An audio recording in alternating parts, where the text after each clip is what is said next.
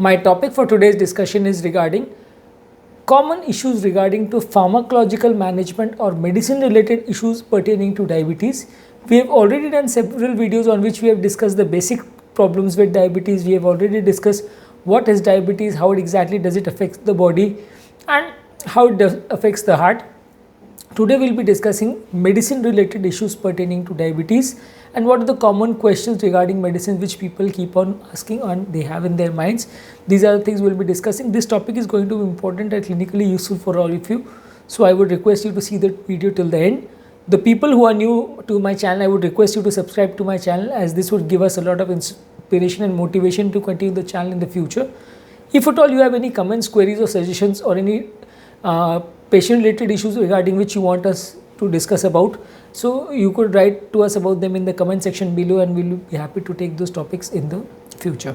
My topic is regarding pharmacological management or issues pertaining to the medicine which is used in diabetes. First of all, what is the general level of sugar control which is expected in a diabetes patients? Usually we expect the fasting sugar levels to be between 100 to 125 or maybe slightly less than 100 as compared to that, but not very less, not lower than 70 milligrams per deciliter. The postprandial or the post-breakfast sugar, we expect that the patient should have sugar levels at least less than 200 milligrams per deciliter, ideally between 125 to 150 or lesser than that, but it should not be very low. The higher is the sugar levels, the worse it is for the patient, and even very low sugar levels are also very bad for the patient. So ideally if the sugar levels are maintained between 100 to 150, it is good for the patient, and we do not want it to be lower than 70 milligrams in most of the cases, because beyond that level patient might go into episodes of hypoglycemia and might feel lethargic. So very low and very high levels both are harmful for the patients. You ideally maintain it at around 100, that will be the best for the patient.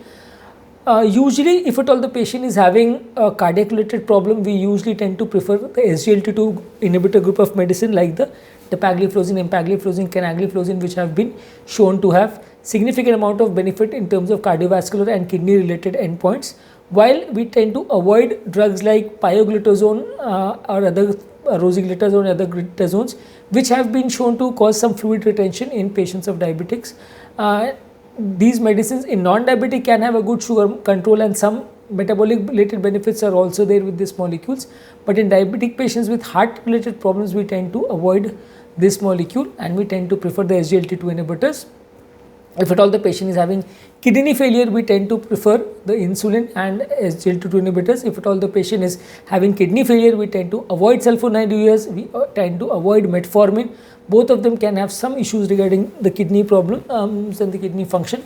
So both these molecules are avoided in patients having significant kidney related problems. Is there any benefit of using insulin in heart patients?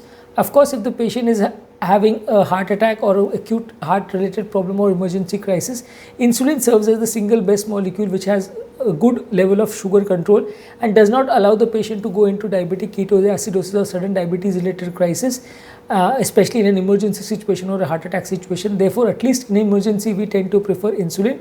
Routine patients, we may or may not prefer insulin depending on the requirements of the patient and depending on the overall sugar control and overall condition of the patient. Next is, do all patients of diabetes require insulin at some point of time? Of course, if at all the patient is having a very severe diabetes and over a period of time the sugar control goes on worsening, quite a number of patients or maybe a large majority of the patients with a very poor sugar control will require insulin at some point of time.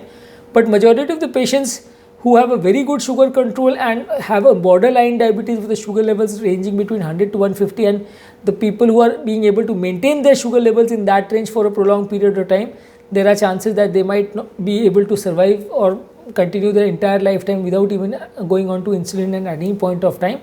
So giving insulin is not a compulsion, it mostly depends upon the sugar control level and the level of insulin production in the body, which may be different in different patients. The people who are having a good sugar control are less likely to have long-term requirement of insulin as compared to the people who are having a bad sugar control.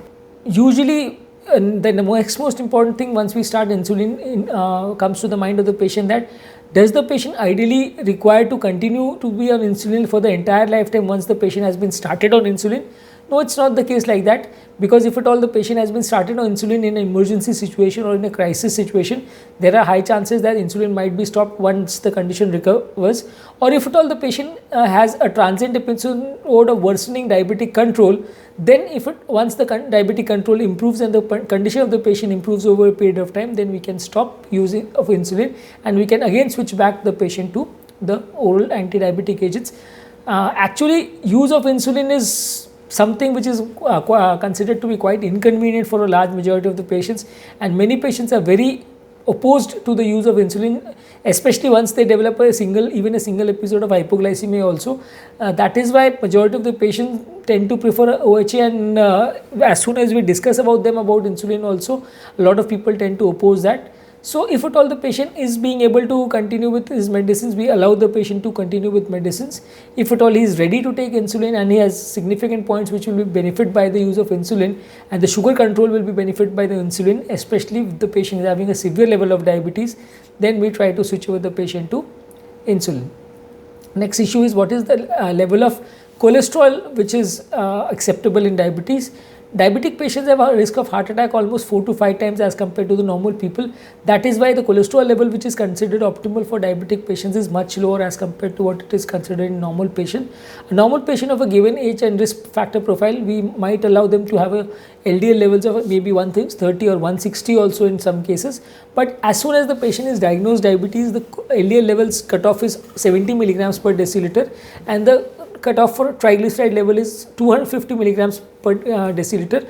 So normal people, we might be much more lenient in their LD levels and much more lenient in starting of these medicines as compared to what we do in diabetic patients, because diabetic patients have a risk of having a heart attack and a coronary artery blockage almost 4 to 5 times as compared to the normal people. That is why we are much more aggressive in our diabetes management in the or we are much more aggressive in our cholesterol management in the diabetic patients. Next important issue which people ask us, can we get rid of diabetes with the medicines, or can the medicine cure the diabetic problem, and will we be able to stop our medicines once we take the medicine for a period of 3 to 6 months? Usually diabetes is not a curable problem. If at all the patient is having a pre-diabetes range, then with diet and exercise and lifestyle modification, he can continue in the non-diabetic range or in the pre-diabetic range for a prolonged period of time, and full-blown diabetes may not occur to the patient. But with medicines, we cannot completely cure the problem, and majority of the patient medicine needs to be continued lifelong. And the moment you stop the medicine, the sugar level again would worsen. That is why diabetes is not a curable problem. It is controllable to a certain extent, but in large majority of the patient, even with diet and other modifications, you may not be able to 100% control the disease. With medicines, you can control the disease. With insulin, you can control the disease in majority of the cases, and majority of the cases you need to continue these medicines lifetime. How do we decide which medicine is best for a given patient? We have already discussed that depending on the comorbid conditions of the patient, whether the patient is having a history of a heart attack, whether the patient is having a history of a kidney related problem, or whether the patient is obese or a thin weight patient, we might choose the medicines. If at all the patient is obese or having a kidney related problem, we might tend to prefer SGLT2 inhibitors like dapagliflozin and empagliflozin. Also in patients having a heart problem, we will prefer this molecule. If the patient is having a kidney problem, we might not use the metformin. If at all the patient is having any cardiovascular problem, we will prefer metformin. So these are the considerations based on which we can choose several molecules depending on the comorbid conditions of the patient. The next important issue is, sometimes people tend to judge the doctor by his capability to control the sugar levels, and people tend to feel that controlling the sugar level is the gold standard and they have to do it as early as possible, as fast as possible. They tend to judge the doctor that this doctor is good, this doctor is bad, this doctor is not being able to control my sugar levels, so this doctor does not have any good IQ level, or he is not competent enough. But usually I tend to feel that there are a lot more factors which need to be kept in mind just beyond sugar control also. The cholesterol level control, the comorbid factors control, the diabetes related complication need to be managed. A lot of other factors also need to be addressed, and the choice of the medication which the doctor is giving for a given patient is also important. So just by the fact that the doctor is being able to maintain a very good sugar levels or not, or by, whether the doctor is allowing the patient to go into hypoglycemia or not, these should not be the factors which decide how competent a doctor is. Of course, if at all the doctor is having a good sugar levels, there are chances that the patient might go into episodes of hypoglycemia. If at all the doctor is having a specific choice of medicine, there are chances that the sugar levels also might fluctuate in the patient. So it is not advisable to keep on switching over doctors from one doctor to another if at all the sugar levels fluctuate. And if at all the patient has even a single episode of hypoglycemia, I think it is not advisable for the patient to keep switching the doctor and keep judging your doctor based on the sugar level controls and the levels of hypoglycemia where the patient is which the patient is having. What are the common side effects of diabetes medicine? Diabetes medicine can cause side effects like lethargy. It can cause episodes of hypoglycemia. It can cause burning in the micturition, like especially the SGLT2 inhibitors, which cause excretion of the sugar in the urinary tract. Some urinary tract infections might be there. Some patients might develop lactic acidosis because of metformin. Some patients might develop some other complications, especially hypoglycemia is the most important complication which might be there. Some patients might develop some GI related disturbance and gastrointestinal problems when they are using drugs like metformin and drugs like voglibose, because these drugs affect the sugar absorption in the GI tract, so they may cause some GI disturbance also. These are the common side effects which are there. In a patient of diabetes, we usually advise the patient to have a sugar levels around 100 milligrams per deciliter.